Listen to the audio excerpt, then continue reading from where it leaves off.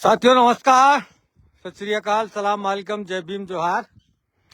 करोड़ों रुपए की कोठियों में, सीमेंट कंक्रीट से बनी हुई उन कोठियों में जो आनंद का अनुभव लोग महसूस करते हैं, उसी आनंद को आप एक झोपड़ी के अंदर भी महसूस कर सकते हैं।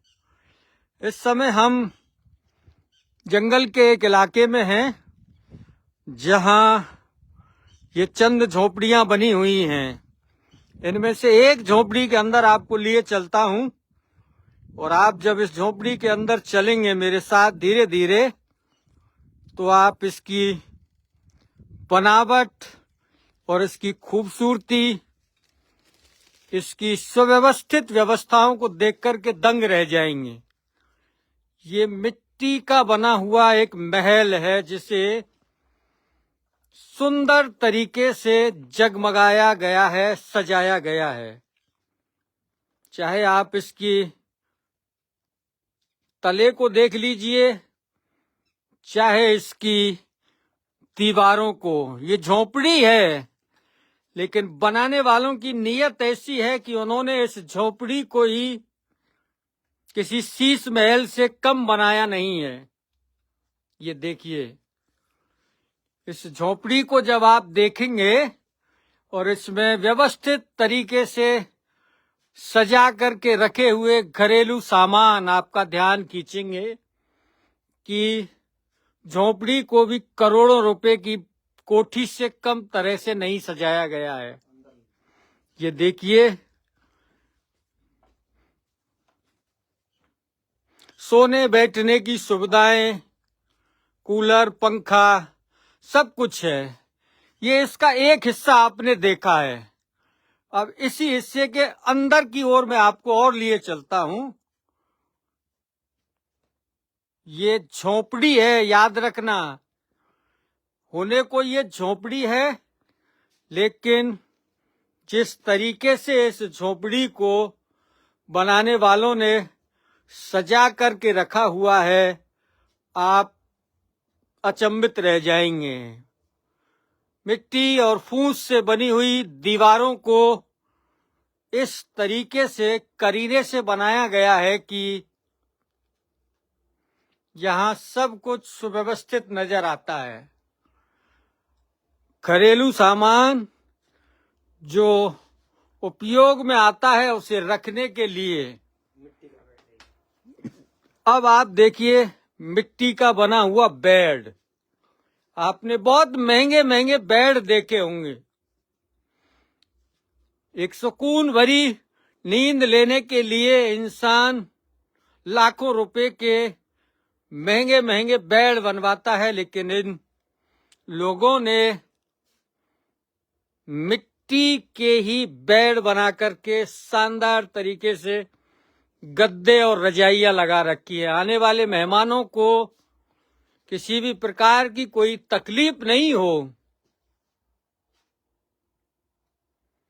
उसके लिए सब व्यवस्थाएं कर रखी हैं। एक शानदार सी झोपड़ी।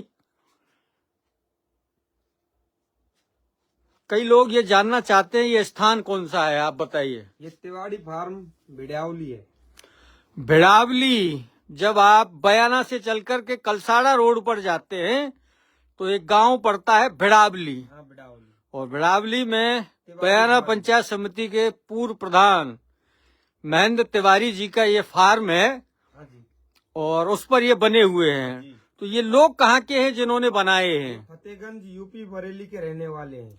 फतेहगंज यूपी बरेली से चल करके यहाँ आए हैं। हाँ। खेतीबाड़ी करने के लिए। बाड़ी के बाबत आए हुए। ये जो गर्मियों में जो फूट और ये जो कलींदे और खरबूजे जो खाने को मिलेंगे, इसके लिए, इसकी खेती करने के लिए ये लोग यहाँ आए हुए हैं। क्यों भाई, मुँह निकाले यार। दिखा दे मुंह में क्या है, खोल दे। क्या नाम है तुम्हारा? नासिर। नासिर। अच्छा, कितना टाइम लगा इन चीजों को बनाने में? एक महीना। 1-1.5 महीने में जाकर के बना लिए।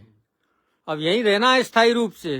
अच्छा, तो आप देख रहे हैं कितनी खूबसूरती। कई सारे महल हैं, और ऐसा 1-2 नहीं है। जब आप इस इलाके को देखेंगे, देखिए ट्यूबलाइट जल रही है। तो ऐसा नहीं है कि ये इनकी रसोई है। ये इधर आप देखेंगे तो ये उन लोगों की रसोई है। सुव्यवस्थित तरीके से बनी हुई रसोई के चूल्हे को जब आप देखेंगे, बाहर वाला दिखा देते हैं, तो चूल्हा भी इन्होंने बड़े गजब अंदाज का बनाया है। एक साथ 4 पकवान पकाए जा सकते हैं इस चूल्हे पर। देख लीजिए आप, एक यहाँ, एक यहाँ, एक यहाँ, 4 बर्तनों में खाना बनने के लिए ये चूल्हा बनाया गया है। तो कुल मिलाकर के ऐसा एक नहीं है। और वो जो आप देख रहे हैं सामने, ये पन्नी की टंकी है। पन्नी की टंकियां बना ली इन लोगों ने, और खेतीबाड़ी करने के लिए इस मैदान में तैयारी कर रखी है। तो ऐसा नहीं है कि इंसान चाहे तो अपने रहने के स्थान को बहुत खूबसूरत मिट्टी और फूस से भी बना सकता है, जिसका जीता जागता उदाहरण है ये इलाका। देख रहे हैं आप।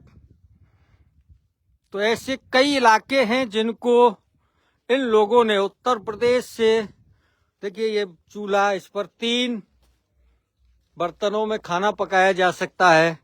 तो ऐसे कई स्थान इन लोगों ने अपने रहने के लिए, क्योंकि जहां व्यक्ति रहता है उस स्थान को थोड़ा सा खूबसूरत होना जरूरी है। ये देखिए एक दूसरा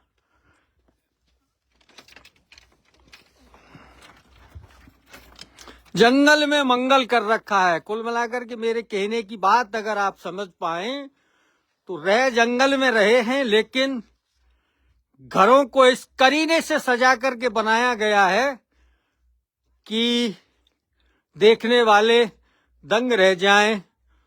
ये देखिए कितनी खूबसूरती से चीजों को सजाया गया है।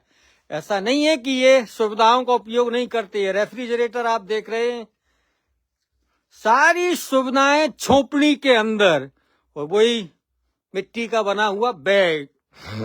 तो कुल मिलाकर के थोड़ा सा समझिए कि करोड़ों अरबों रुपए के महल ही रहने के लिए नहीं होते हैं।